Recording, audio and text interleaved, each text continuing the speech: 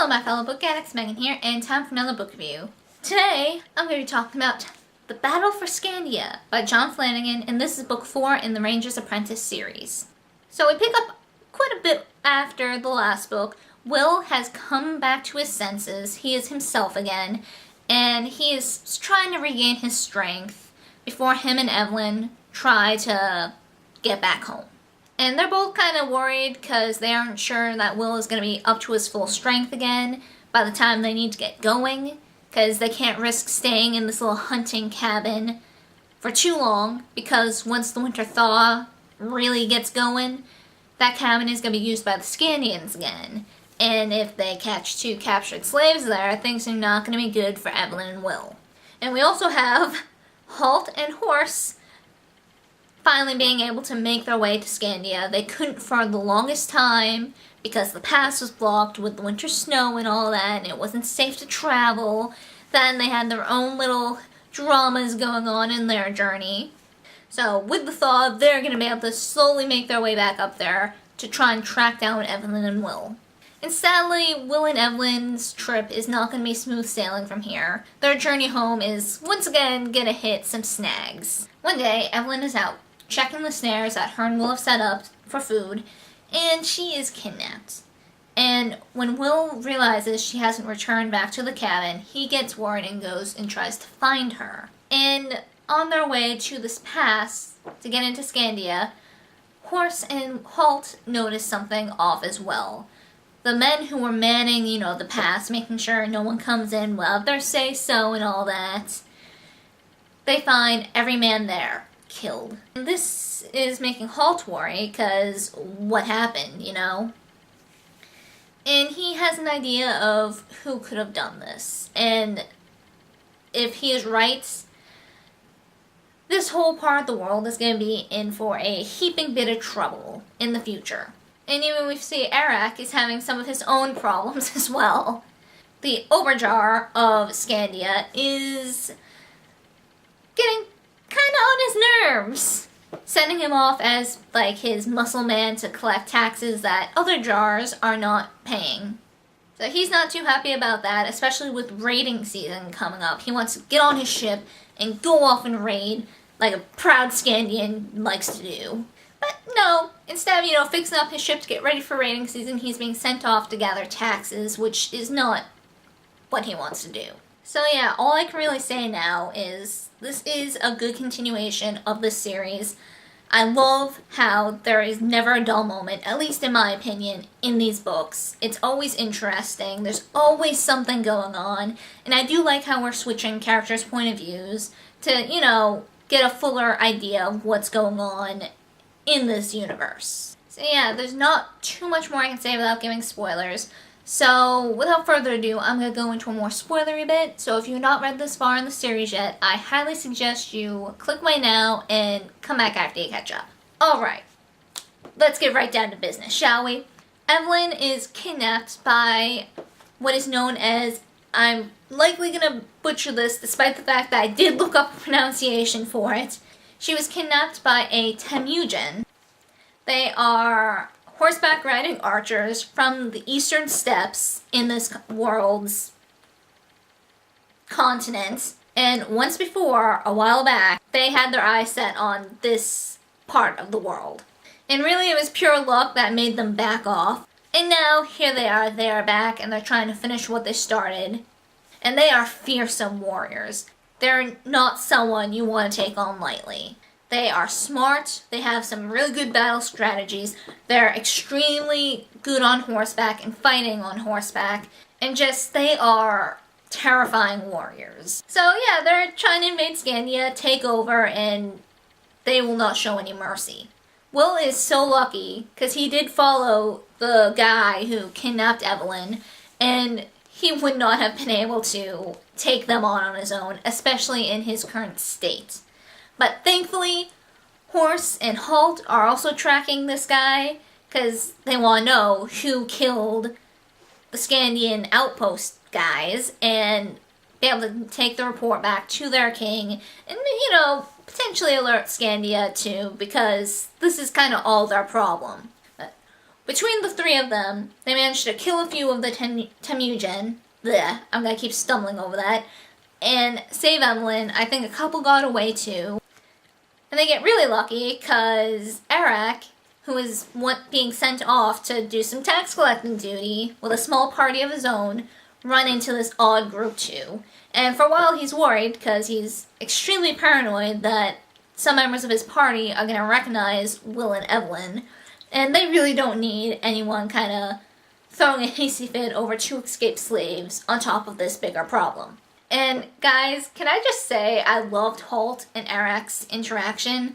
It was just full of entertainment, especially when it came to Eric's poor riding skills. He is great with a ship, but he cannot ride a horse to save his life.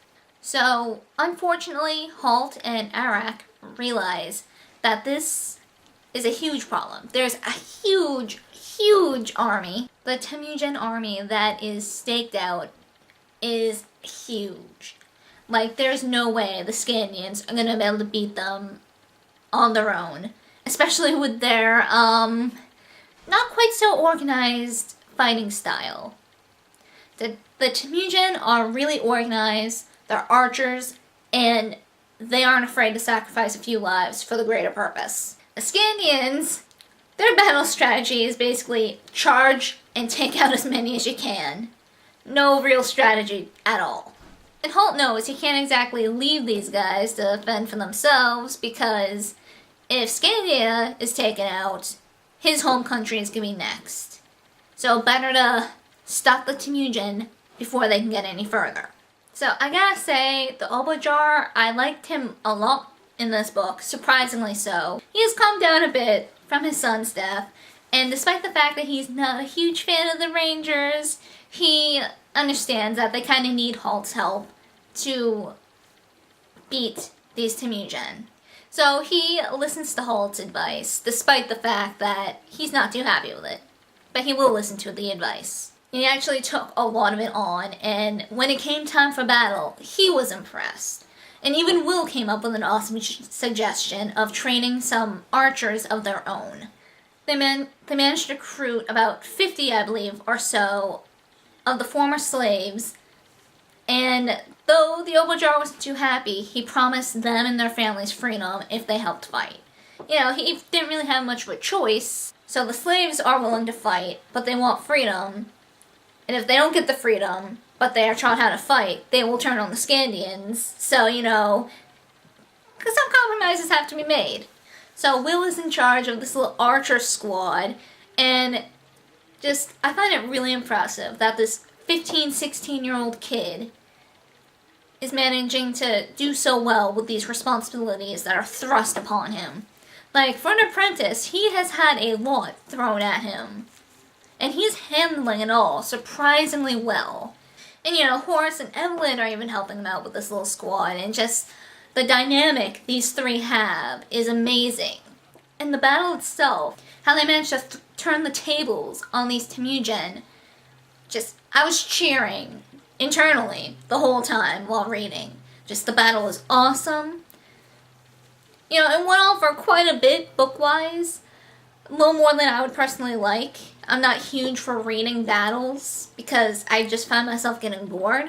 But for this, I was actually really entertained. We even see a few points of view from the Temujin and their side of the battle, which I thought was a nice little touch. To, you know, see their reactions to the Skandians. They were led to believe that the Skandians were really unorganized, not good fighters, and that it'd be nothing at all to take them out. They would suffer minimal casualties. And here, at the beginning of the battle, they quickly lose a good number of their men and horses. And can I say, I also found it really funny how the Temujin don't like the Rangers at all. Holt kind of stole a herd of their horses, you know, for the Rangers' own horse stock. And just the battle. I cannot properly describe how cool I thought the battle was. There were some pretty close calls here and there, but thankfully, the Skandians win. And you know, they hold true with freeing the slaves that helped and all that. And Will, Evelyn, Horace, and Holt are going to be brought back home. You know, after a few little things are taken care of. First, the Obojar was killed in battle, But, you know, the Skandians aren't too sad because he went like any Skandian would want to go.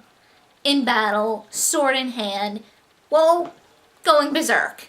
Taking down as many men as he can with him. So, you know, he went with glory. And that's all any Skandian can hope for. And now they have to go through electing a new Obojar, which, you know, no one questions who it's gonna be. It's Arak. He deserves it. And he's shocked. He's a little sad that he can't go reigning anymore, but, you know, he's gonna be a good leader. He has a good head on his shoulders. And even better, especially for Alusha, is, you know, a little treaty that's signed up between the Skandians and them. You know, there won't be any big organized attacks like what was going on with Morgath and the Burning Bridge. You know, there's still gonna be some raiding going on. Not much can be done about that. But, you know, no big organized attacks. So, yeah, they got this nice little alliance now, and there will be a small group of archers, Aleutian archers, stationed in Skandia. You know, just in case the Temujin come back. And Cassandra has the power to basically sign and approve this kind of treaty in her father's name, which she does. So, you know, before Arak goes and becomes Obojar officially and starts all of his duties, officially, he wants to go on one last journey. He's going to be bringing all these Aleutians back home. So all that was pretty entertaining. And the reunion between Duncan and Cassandra, that got to me big time. Like, I think that got to me even more than the reunion between Halt and Will. Just, that pulled at my heartstrings extraordinarily. Even the reunion between Will and Tug kind of pulled at my heartstrings a bit. But yeah, that was really sweet and all, and just everything. Will once again turned down an esteemed position that was offered him by the king. He turned it down because he still wanted to complete his ranger training and be an official, full-fledged ranger. So just Will and his calm head on his shoulders made me so happy to see he hasn't changed at all. And just, this whole book made me happy. Like, extraordinarily happy. And I'm really excited to see how Will evolves, how he continues on with his ranger training, how Horace is now a full-fledged knight. He was officially knighted, despite the fact that he hasn't finished his battle school training. Duncan and the Battlemaster thought that he deserved the title based on all the awesome deeds he did when he was traveling with Halt, and just, it was awesome. Everyone got a good ending in this, except maybe Cassandra. She's home. She kind of wanted Will to stay with her. She has kind of a little crush going on Will, but Will wants to go and finish being a ranger. He knows what he wants in his life, and just, I can't say enough good things about this book. I thought it was awesome. It's, like I said before, this was a huge favorite series of mine when I was younger, like in high school, and it still easily is going to be one of those now. Just overall, 2 thumbs up. I really recommend this book, and there's really not much more I can say about it but singing the same phrases over and over again. So I'm going to stop myself here.